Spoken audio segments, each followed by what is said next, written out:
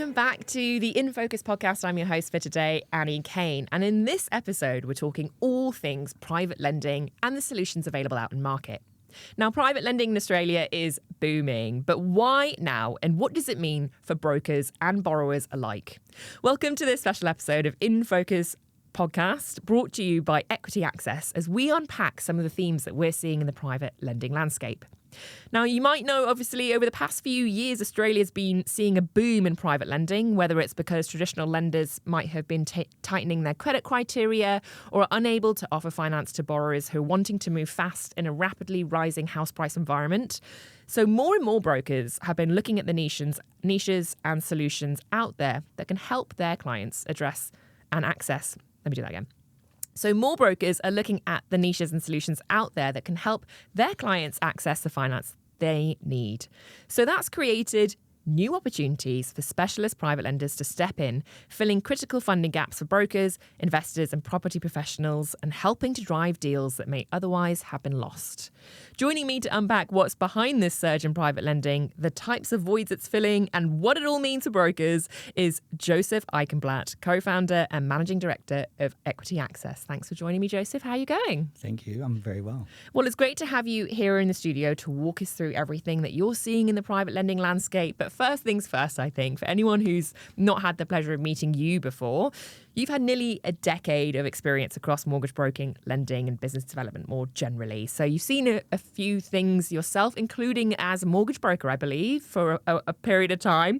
And across groups like Lendy, ING, Yellow Brick Road, Funding.com, where you help sort of run and launch new mortgage products and scale lending operations. So why start in this industry to begin with? It was necessity primarily. Needed a job. Yes. So I got started over a decade ago, and I started out in a company called Australian Credit and Finance, which ultimately became Lendy, and it was quite an interesting transition period and a lot of learnings with such a high volume of loans and movement that was happening at such a rapid pace. Yeah.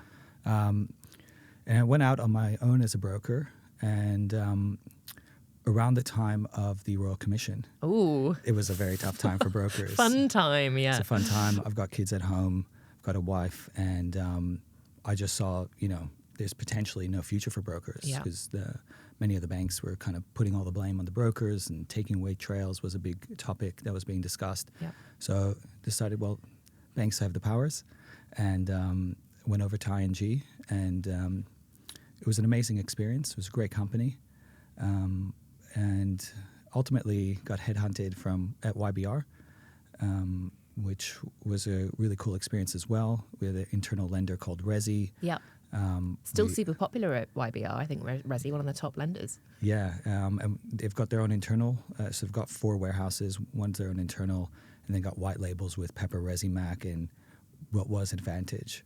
It was part of the rollout of the Advantage, which is a NAB white label product. Mm-hmm. Really, really cool experience, and had a bit of time at Funding. And while I was there, actually, I had a bit of a light bulb moment, culminating all of my past experience, because I really kind of fell in love with private lending in my early on days as a broker, especially as the industry was going through such transition. Private lending just seemed common sense. It was not bureaucratic. Didn't depend on somebody's mood.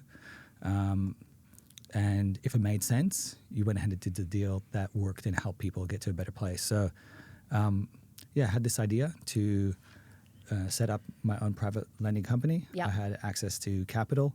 Lovely, because I was going to say, most people might think, I'd love to start a lender, but getting actual funding is the hard part. So you already had that behind you and ready to go. How did that, was it sort of through family investors? Like, what did that look like? So it's actually through relatives of mine and close family friends using their private family office money. Yeah. So in the private lending space, you've got a few different players. Actually, my uncle was one of the founders of Ash Morgan. Oh, right. So I had a unique view into the private lending landscape, and we all know what happened at the GFC time. A lot of banks pulled back, and which created a space for many private lenders to emerge into the market. But what's happened over the past 17 years since then is that the private lenders that came into the market have become now like banks. So they originally entered the space because they're less bank-like and more common sense. But over time, they've scaled, which is a great success for them. But for brokers and customers, now they have to deal with multi-tier credit processes and bureaucracy, which can sometimes be frustrating. So I think now there's a new wave of emerging lenders as well in this space. But really, my idea was that you have to have a very unique niche to set yourself apart in this space. So two main niches. Number one was to be old school private lending. I'm going to stop you there. I'm going to ask a question. Okay, cool. So you founded Equity Access in 2023. So what was the spark behind actually starting the business, and what gap did you see that you kind of wanted to fill? So what were you hoping to achieve with it?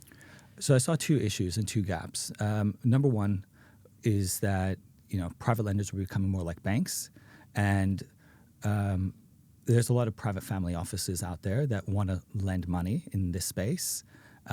And what happens is a lot of times they put the money with big funds, which take nice big margins and they have operating costs, etc. Yeah. So Equity Access is positioned in a way where we could be kind of direct to market for family offices, so they can more fat to go around for everyone, but also a better solution for the customer, because when the broker or the customer comes to us, they're dealing with the decision makers.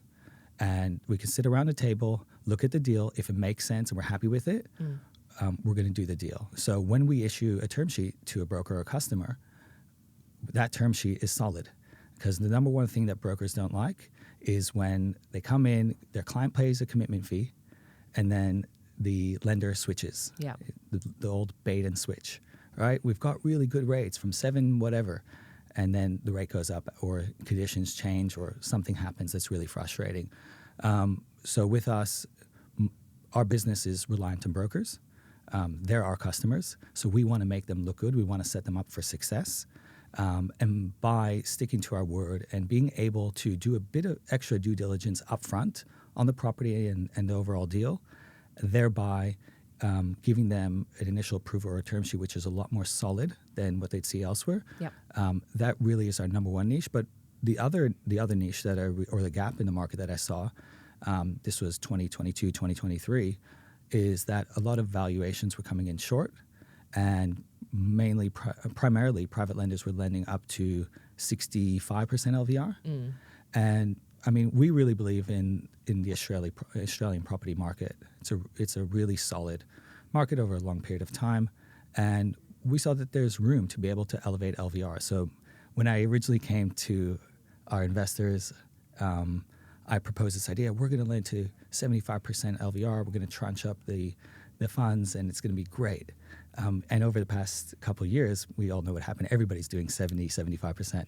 So over the past couple of years, we've built up a track record with our investors and customers, and we've been able to prove a model. And we've actually come back and said, hey, well, now there's actually room for a new product, which I'm sure you're going to ask me about. I'm going to talk about it, yeah. But I think this is also, maybe we should go a step backwards and kind of be like, well, what are we talking about here? We're talking about residential backed properties. We're talking about commercial properties. Great question. What kind of things are we sort of looking at funding in Equity Access? Okay, so Australian property. So we love residential property, but we can also lend to commercial property, industrial property, retail. Right now, we don't love land. We think land is going through a bit of transition with rising construction costs.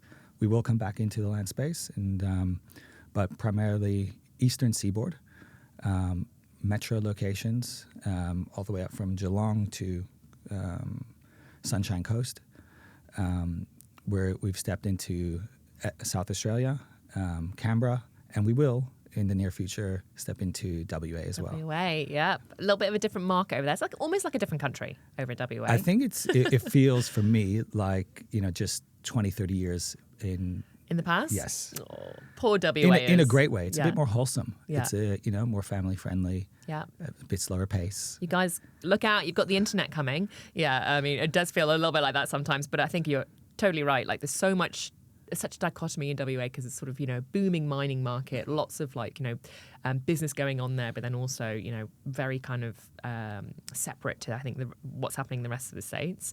When you think about then what sort of things you wanted to do when you started the company, so, I think one of the things that we're hearing a lot at the moment is saying there's so many private lenders out there, there's lots of new brands in market. Like, how do I find one that I trust? And how do I find one that I know will do the right thing by my customer? So when you're talking to a broker about, what you guys do, but also just more generally, do you have any advice on what they should be asking to kind of making sure that they're dealing with a reputable lender? What should brokers be asking? Yeah, so is there anything, or maybe something that they should be looking out for from other lenders? Look, I think you have to build a track record and reputation over time by doing the right thing. And that will come back to you. I believe in the concept of karma. You put out good energy, you do good things, and good things come back. And I think over time you build a reputation. I think if you back brokers and you make them look good, which is what we set out to be our niche initially, because yes, it is a very saturated market. And I think there are a lot of private lenders that are kind of running around with a lot of the same wholesale funds, with the same wholesale funding line, just rebranded or reskinned under a different name. Us being able to have private family offices, being able to speak directly to the decision makers, being able to be nimble and flexible and work through stuff, I think it gives us unique edge. I think brokers over time will see that. So look, there's a lot of businesses out there. I think over time the good ones last. And I think a fun fact as well is that I believe you're also a rabbi on the weekends. Yes. How does that role influence the way that you actually approach business, leadership and client relationships? Oh, great question. Look, it's very important. There's a very core principle in Judaism called tikkun olam, which is translated as fixing the world or repairing the world. And that's ultimately our mission. So everybody in this world has a unique way that they can bring extra light and extra healing to this world and to make it a better place. So that's our mission. So when I set up Equity Access and when I go out throughout my day, my focus is how I'm going to help people get to a better place. So we're not going to do a deal if it's going to be putting somebody in a further hole. We're only doing it. And that's also good business, because if there's a good exit, right, you're not going to get stuck. We're not in the business of enforcement. That's not the business that we want to be in. We want to be lending, help somebody get to a better space and get out. So if we're come with that sort of service mentality and that mission, it first of all makes your life much more meaningful, helps you get through the hard times, and I think it's also good business. Yeah, less stressful. So when you think about any of the kind of things that you're seeing at the moment, are you seeing any trends of what people are coming to you for finance for? I think it's a bit of everything. There's a very wide variety of, I think there's a lot of competition for lenders, and sometimes it's a race to the bottom in terms of rate. But I do see moving forward, there's going to be a lot of baby boomers, which are going to, which are sitting on high valued properties. They'll be looking to access their equity with rising living costs to be able to fund their lifestyle. So I think that's another area which is going to be expanding. But yeah, I mean, it's good enough. Yeah, I mean, I think the name Equity Access, and as you just said there, it kind of gives away a little bit what you're trying to do here. Yes. And yeah, absolutely right. This sort of generational shift of seeing this huge baby boomer market retiring and looking at maybe either downsizing or looking at adding on, maybe extending and renovating. What kind of things do you generally sort of see? Let's say here in Sydney, are people actually doing it to gain access to equity so they can buy another property, or are they doing it to kind of bridge a loan? Like, what does that actually look like? Okay, so we've got a variety of customers. At the moment, we're a non-coded lender. In the future, we do look to get an ACL and be a coded lender. But at this stage, we're just doing business loans. So you can have a developer. So we see a lot of developers. What's happening is rising construction costs. Yeah. They're already overcapitalized on their project. They can't get a top-up on their existing project with their existing lender. So they're looking to tap into equity in their other properties and use that to complete their projects. That's a big segment. There are people who are looking to tap in to release equity before they sell their property to get a better outcome at sale.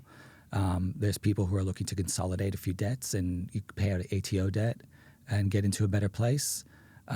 People also looking to do a bridging loan, working capital for their business. So anybody who's looking to access equity for a business purpose in Australia at the moment, that's our customer. I'm curious as well, when you kind of sit down and think about whether or not you're going to take on a loan and fund it, like what are the sort of criteria you're looking at? Is it, the type of asset? Is it the location? Is it obviously the exit strategy? What are the sort of things that you're really focused on that brokers need to be aware of? So I think being that we've got a very close working relationship with our family offices who've been property developers in Australia and property owners for a long period of time, multiple decades and generations, we've got a very great and unique insight into property.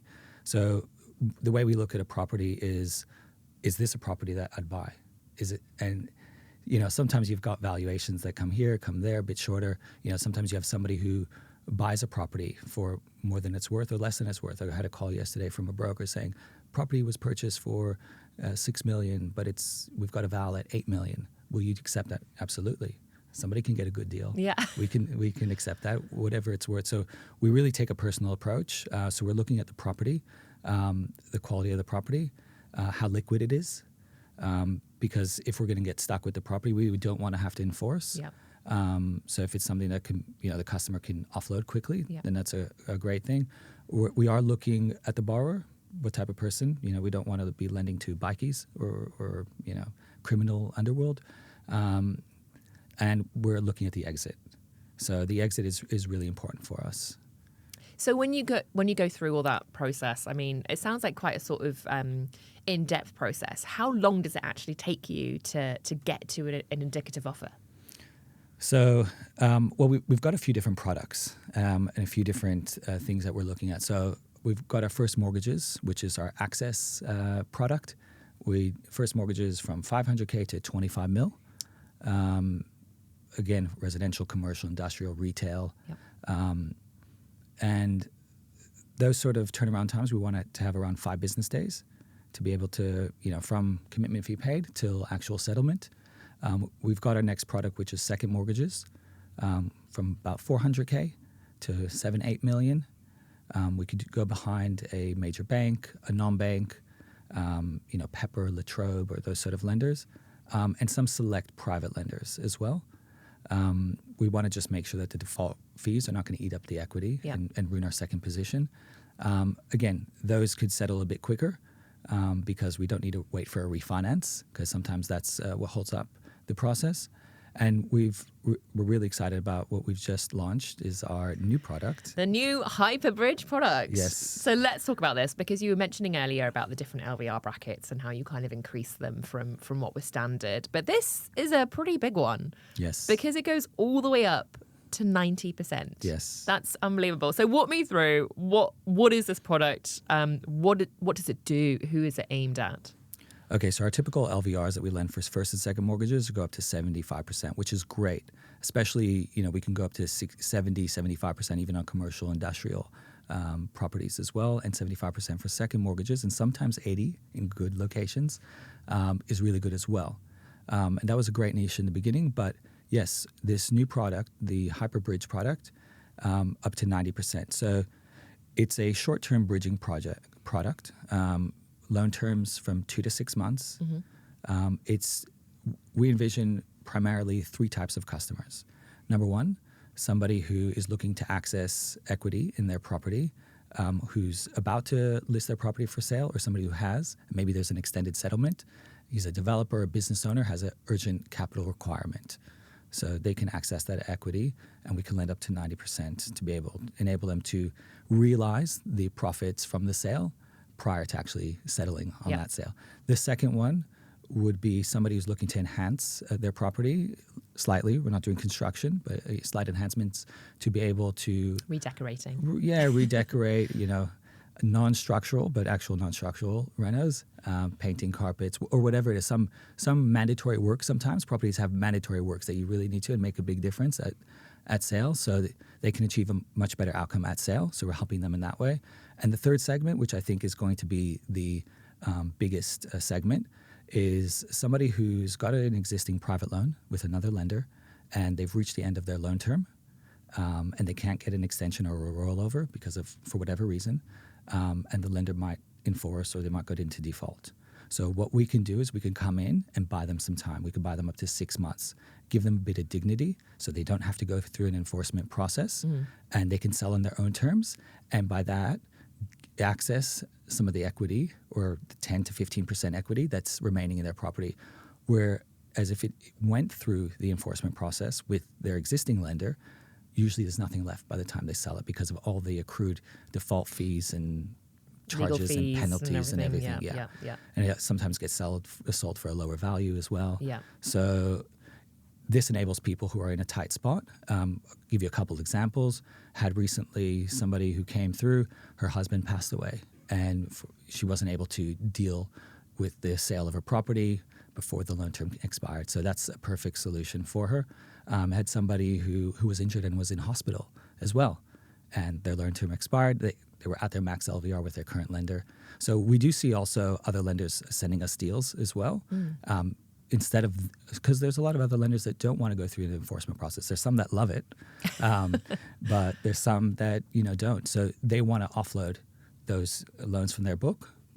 We'd welcome them and enable them to have a cleaner book and look better for their investors as well. And it's a relatively new product, so you've only recently launched it pretty much in the last week or so. Yes. And you already mentioned there a couple of deals that you've had come through. Like, what's been the reaction like so far to it? I think people are really excited. A great reaction. And when people understand the benefits, it makes sense. Because at the end of the day, somebody who's, the third segment of customers that I spoke about, they're able to actually walk away with some money and set themselves up for their next purchase or whatever it is in life that they're looking to do, whereas they wouldn't have that opportunity. But we do charge a premium for this product. It is a higher risk product. And the way we're able to achieve a 90% LVR is we're not stupid. We know that we're not going to get all our money back on every deal. So we've taken a portfolio view, and our investors have taken a portfolio view with the returns that we're demanding. While there's going to be some that fall off, the returns are still workable for the investors. Yeah, for the investors. Yeah. So with that said, there's what we would see, maybe some other lenders might be charging for a 75% loan, a second mortgage, quick turnaround time, and that's the other part of it. We can settle this sort of deal within 3 business days. And that's why we call it a hyper bridge as well. Not only the fact that it... hyper-size LVR, hyper-fast. Yeah. Exactly. Yeah. So we've got commitments with our external valuers that we use, that they're going to turn it around within a day. So they're going to give us a sort of desktop valuation upfront so we can conduct our due diligence subject to the house inspection, make sure that the internals are there. And also... from our solicitors, we've got a commitment under 1 business day to turn around those loan docs. So the entire process can be within 3 days. Yeah, wow. So when you actually, you talked a little bit there about, obviously having to price for risk because it's sort of a 90% LVR, a bit sort of unusual in the market. But when you look at your other products, so the first mortgage and the second mortgage, for example, what sort of like rates or fees are we looking at here? Like, is it sort of comparable to market? Is it, are you pricing individually? What does that look like? We want to be a bit better than the market. So that's also the journey that we go on as a business, always trying to get cheaper cost of capital while maintaining good returns for our investors. But yeah, we're keeping an eye on the market, always making sure that we're competitive. We are a new business. We are nimble. We keep our costs down. So we are able to price very sharply. Because at the end of the day, there's lots of value that you can have going with a private lender, and a lot of people go with the private lenders because they trust them, because they know they can turn it around, because it's a time issue. But price is a lot of times a factor. I think a mistake that brokers make in the private lending space is that they're always asking, what's the rate? What's the rate up front? And it's a mistake for a number of reasons. Number one is because what we've seen in the industry, and what I've seen in the industry as a broker, is that initial rate doesn't necessarily turn out to be the rate once the customer pays the commitment fee. And the problem is, they paid for evaluation, they paid for commitment fee, they're already in, they're just going to finish, and they have an urgent capital requirement anyway. So that could be frustrating, and the broker can lose the customer as a result of that. Yeah, because they're suddenly feeling like they were almost sort of misguided. Exactly. Yeah, being like, I wasn't expecting it to be these different charges. Yeah, and so that's one thing. I think another thing is obviously how flexible the lender is going to be, how trustworthy they are going to be in doing what they say they're going to do, and also how they're going to. This is a really important point, because how is that lender going to treat the customer at the end of the loan term? So maybe you get a really good price in the beginning, but at the end, if you're in a hard spot and you need an extension, you need a rollover, are they going to do that, or are they going to really take advantage and charge all sorts of crazy fees, or maybe enforce? And being the fact that we're backed by private family offices, where there isn't necessarily those sort of hard lines or requirements to return the capital to, let's say, a pool of investors or a warehouse facility within a certain time frame by rigid term sheets and rules that is in the warehouse agreement, we're able to be a lot more flexible. And as long as the customer is communicating with us, we're able to work out something for them. So I think that's very important as well. And also, is the lender going to respect your relationship with your customer, with the broker has with the customer as well, or are they going to try and make them their own customer and cut the broker out? So and those are just some of the factors. So rate is obviously important for the customer, because at the end of the day, it's the what it costs the customer. But there's so many other things that end up costing the customer along the way that the broker, if they want to do what's right by the customer, need to keep in mind. And they need to work with a lender that has integrity, but not just integrity, because a lot of people have integrity, but also the ability to be flexible, the ability to speak directly to the decision maker and have those conversations to make it work. Yeah, and I think that's a really great point, talking about, especially for maybe a broker who's just starting out, never used a private lender before, might not know how it differs from using a bank, for example, seeing what those extra fees are, or seeing what happens at the end. Do you line that out in the contracts, or is that something they have to learn from having a conversation with you? I think it's something that you learn by experience. It's baptism by fire. I think that's how the whole broking industry is. You learn from your mistakes, but if you can learn from other people's mistakes and you can take advice from podcasts like this and educating yourself, look, pick up the phone, give us a call. We're personable. We'll talk to you. We'll explain it to you. We want to help train you. And if we help train you and we help you to be successful, that's going to bring us business, and that's obviously going to benefit us as well. So don't be shy. Don't be shy to ask. And another thing I would say, because I know you always ask in this podcast, what advice do you have for brokers? That was going to be my final question. You've jumped in there, but I will ask it now. What advice do you give to brokers using it? I think there's a few things. But number one is, don't throw a bunch of things hoping that something will stick. The quality of what you present to a lender is how serious they will take you. And I see brokers kind of just chucking emails with haphazard things. They don't even understand the deal. They haven't sometimes even taken the time to review the email. Put it together, understand it, put it together, have a conversation. We can help you put it together. But don't just throw things and just hope that something lands. Be intentional about what you do. So, yeah. It's a good one, yeah. And I think that's the same, because it also goes the other way. Like, if you can imagine, if you're a broker and you were receiving a haphazard email from a lender, you'd be like, do I really want to work with this lender? Because it's not a great reflection of how you do business.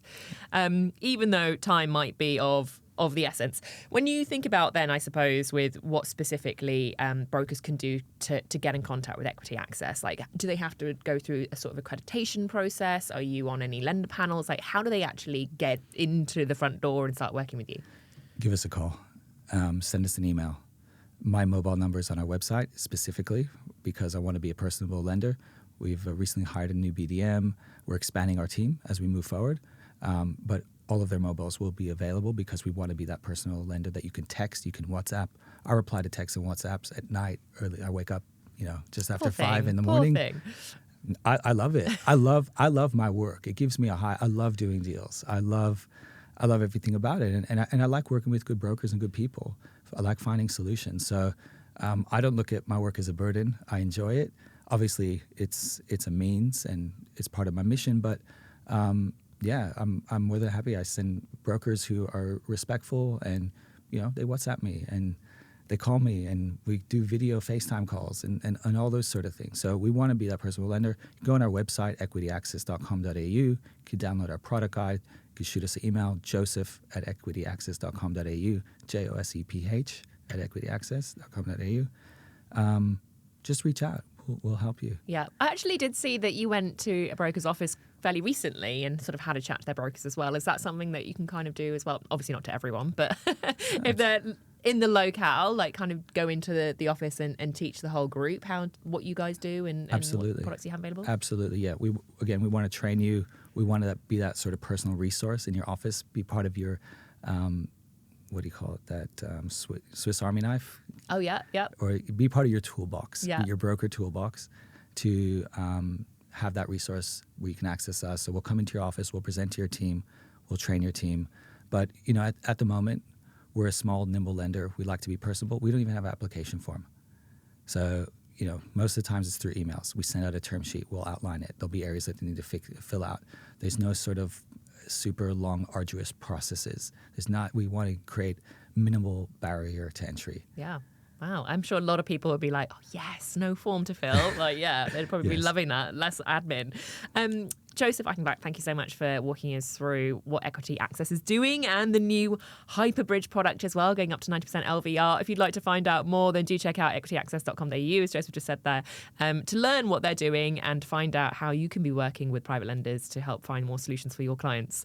We hope you have a fab week, and we'll catch you next time for another episode on the Advisor Podcast Network. Amazing. Thank you. There were two more things. Yeah, I was actually going to say, what do we need to go back and do? So there was two more. Looking ahead. I know you always ask that. Oh, yeah. Sorry, yeah. And also, there was one sort of, I guess, learning or lesson or advice section. So I'll actually do the advice again because I said I was going to jump to it at the end, but I'll wrap up with, I'll do two questions. So, what's next for you guys? And then... should we redo the whole advice thing? No, I'm going to move that earlier in the podcast. Okay, cool. Yeah. Okay, awesome. You already have it in your brain when you're building where I'm moving it, yeah. And was there anything that I should redo or anything that you thought I should explain a bit better? I don't think so. I did think maybe you could lean a bit more into your experience as like a broker and kind of when you're talking about like why using Equity Access, you can be like, I understand what it's like, the sort of empathetic factor. So being like, I've walked this walk, I've kind of done this myself, so I know what is good and bad, but I don't want to put words into your mouth. So. No, absolutely, because that's true. That's how I thought of this whole business. I got frustrated. Yeah. And I saw there was a gap. So is there something specifically? So I'll ask a few questions. Sorry, Paddy. So the first one I'll ask will be this is also for the editors, fairly early on in the piece when we're talking about why the foundation story for the brand. And I'll just throw this in here. So Joseph, you have kind of covered, I think, everything in the mortgage space. You've worked at the lenders, you've been a broker. When it actually came to starting up Equity Access and kind of thinking, this is what I want to do, like, did that inform your journey of how you built the lender and how you wanted to be known as, because you'd done it yourself already?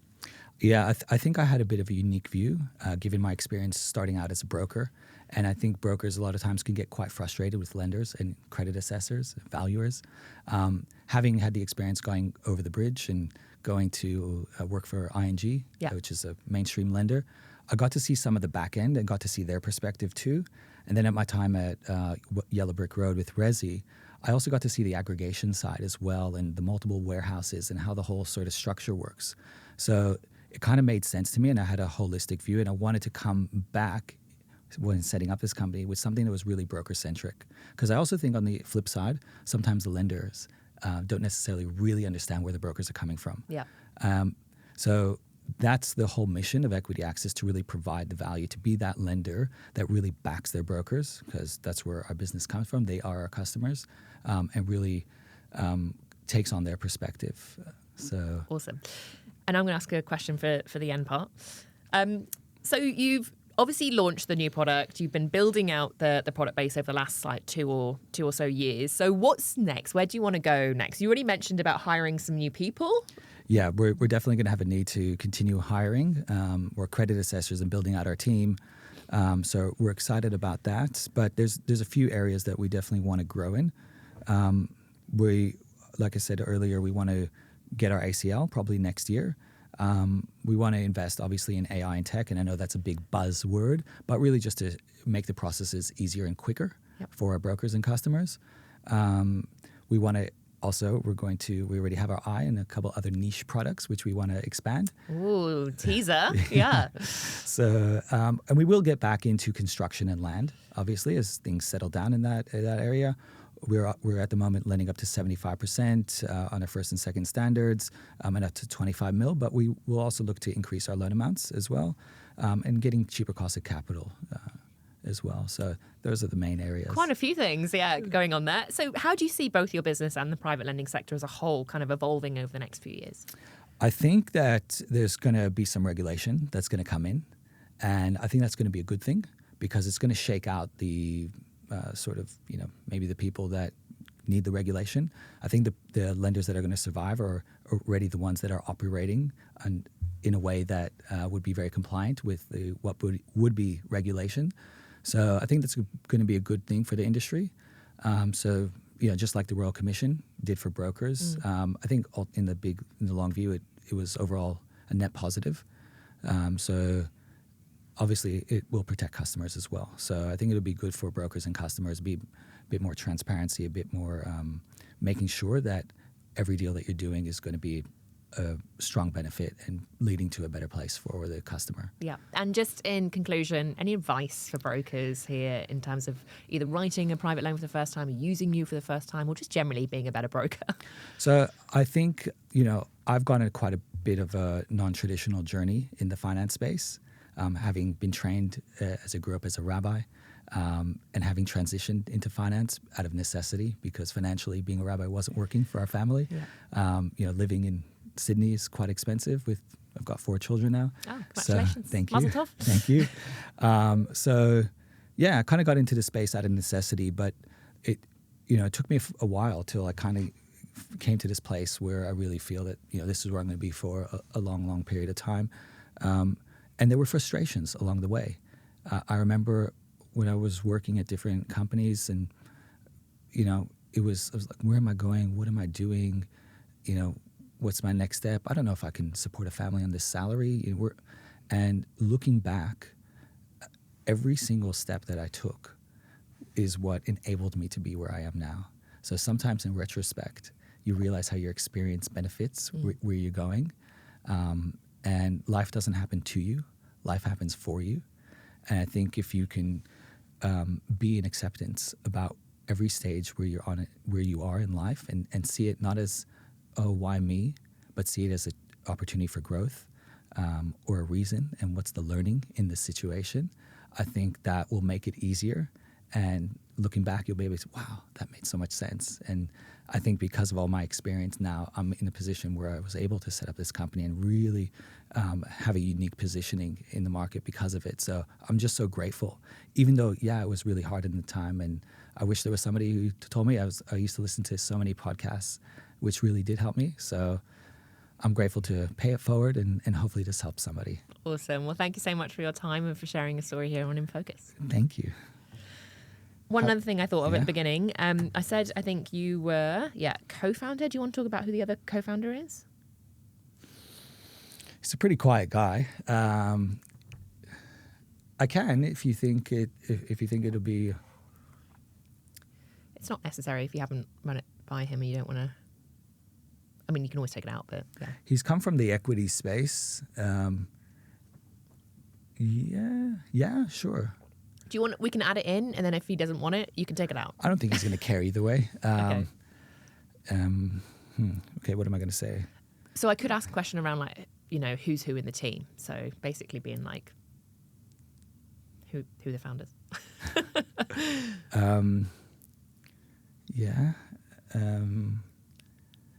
His name is Shaul. Yeah, sure. I mean, if you think it's going to be beneficial for the podcast. I mean, it's just because it's co-founder, and sometimes people are like, "Who's the other person?" Okay. Yeah, sure. Or I could just take out the word co-founder and just have you as managing sure. director. Let's go. Yeah. Okay. So you set up the lender in 2023. How did you go through that process? Like, did you do that on your own? Did you do it with a team? Did you kind of just go, "I'm going to start and see what happens"? I had this this mission that I felt I was on. You know, I'm closing in on 40. I've got 4 kids. You know, I want to be my own boss and I want to have my own company. Got an entrepreneurial spirit, and said, if not now, then when? And I really set out to set up this company. Like I said, I had access to capital, but I kind of needed a partner who was really going to be the CFO. I'm more the CEO and the sales side. I need somebody who's going to be on the back end. So I went over to my friend Shaul one weekend and said, hey, I'm looking to set this up. I know he's really good with managing money. He actually manages an AFSL, but he's been in the equity space. And I explained to him what we're doing. He loved the idea. He's like, wow, you can get such great, you know, sort of structures and returns when it's backed by property. It's fantastic. So it's been a beautiful journey going along and setting this up with him and having a friend along the way. He's really kind of very different to me. So I always love to run everything past him because he offers a very different perspective. Yeah. So yes, it's just been beautiful. And our friendship has grown and blossomed as a result. Lovely. Awesome. Cool. Is there anything else that you wanted to talk about that we haven't covered off? I'm sure there's going to be Sorry. something. But I think you can like breathe. Here, hold on. Let me just see my notes. I think we've really hit everything.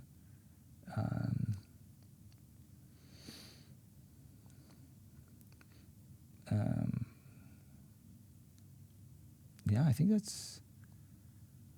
I mean, if you want to talk about like broker, like well-being, mindset, like balance in life, I think that's very important. Yep. Because we do a segment on social media on Wednesdays called Wellness Wednesday, where we ask people what you do to unwind and de-stress. And we do that because it's basically to be like, remember to look after yourselves. So we can, if you're also comfortable with that, we can release that through that thing as well separately. It's just a little snippet on socials. Yeah. But yeah, okay, I'll add that in. Sorry, Paddy. No, it's okay. One of the things I think as well that a lot of brokers talk to us about is sort of saying, you know, I've got so many clients and I'm so busy, and in this environment as well, spring property market, it's super busy time.